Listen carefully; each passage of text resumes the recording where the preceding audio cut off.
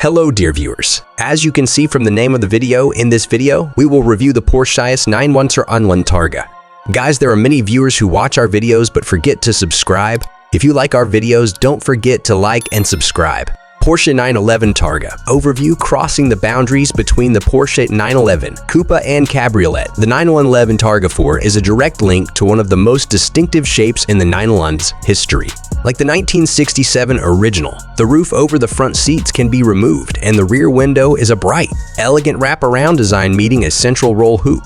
Unlike the original, the Targa panel retracts itself with a spectacular show of engineering that lifts the whole rear window of the car up and over the back. The 911 Targa 4's biggest rival is arguably the 911 Cabriolet, but you might consider it if you're looking at the open-top versions of the Audi R8, Lamborghini Huracan, or a pre-owned Ferrari California. Compared with the Cabriolet, the Targa retains most of the storage space beneath the rear window you would get with the 911 Coupe. Although the 911 Targa 4 follows the Carrera range, it's less diverse. You can have a Targa 4, a Targa 4s, or a Targa 4 GTs, as well as occasional special editions such as the 50 years Porsche design, all of which share the basic layout of a turbocharged 3.0 liter flat 6 engine mounted in the rear and all-wheel drive. Not all models are equal though, with 385 pound to 488 pound offer across the range.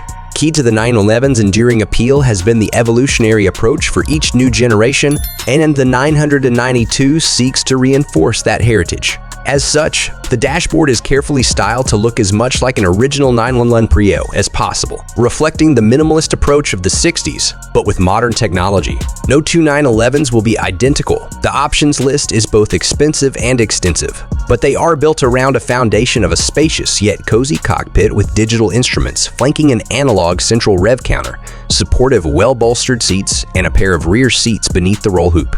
There's a carpeted load area above the engine, which can be used for luggage if the roof is closed, and some well thought out. If cramped, storage in the doors, glove box, and center console. Everything is finished to a high standard and intuitive to use, which sums up the Porsche experience overall. It's not always flashy, but it almost invariably makes sense and works exactly as you'd expect it to. Porsche's determination not to change the 911 too much means it is essentially a unique experience in a landscape of increasingly homogeneous cars. And that's before considering that not all 911s are the same. In the case of the Targa 4, it's a secure, responsive car that drivers of all abilities should be able to jump into and enjoy without any anxiety that it's going to be hard to control or unduly tiring. In fact, even the most powerful, the Targa 4 GTX, is thoroughly docile in nature when you first drive it. The engine's subdued notes play behind you, and you can hear the metallic edge when passing buildings, but from the driver's seat the car is comfortable, refined, and very predictable. Despite the 911's price and performance, it proved more relaxing on a 6-hour drive than many luxury cars, and also delivered a little over 30 mph.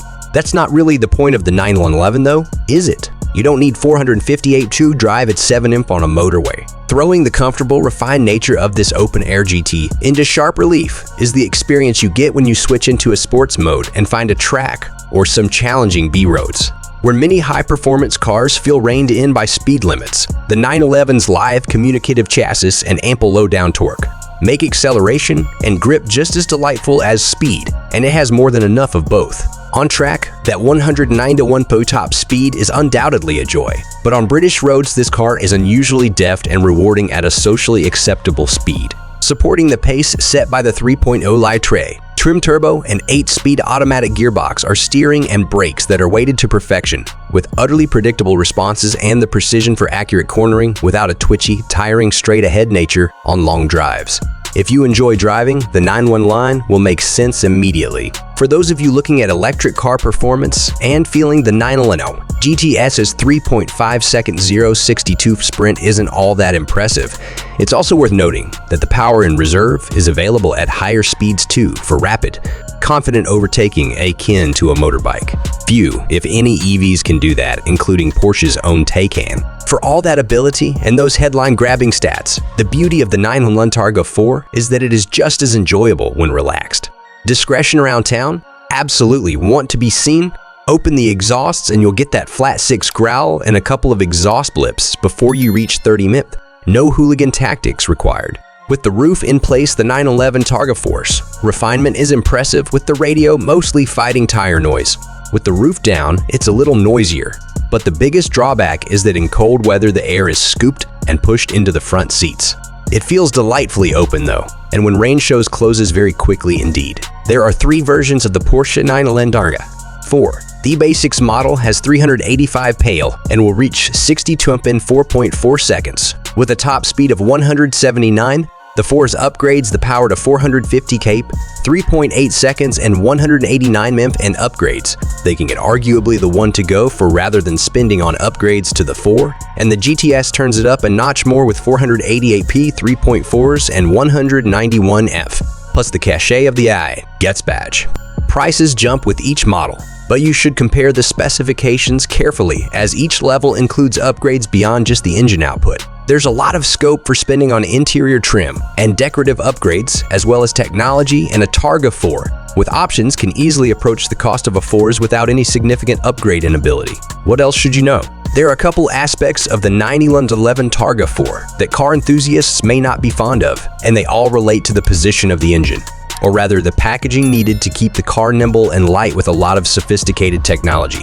First, you can't look at that flat 6 engine. It's completely inaccessible, unlike mid-engine rivals where the power plant is on show. All you can get to are oil and water level checks and the bit that looks like an engine cover. That's the adjustable spoiler.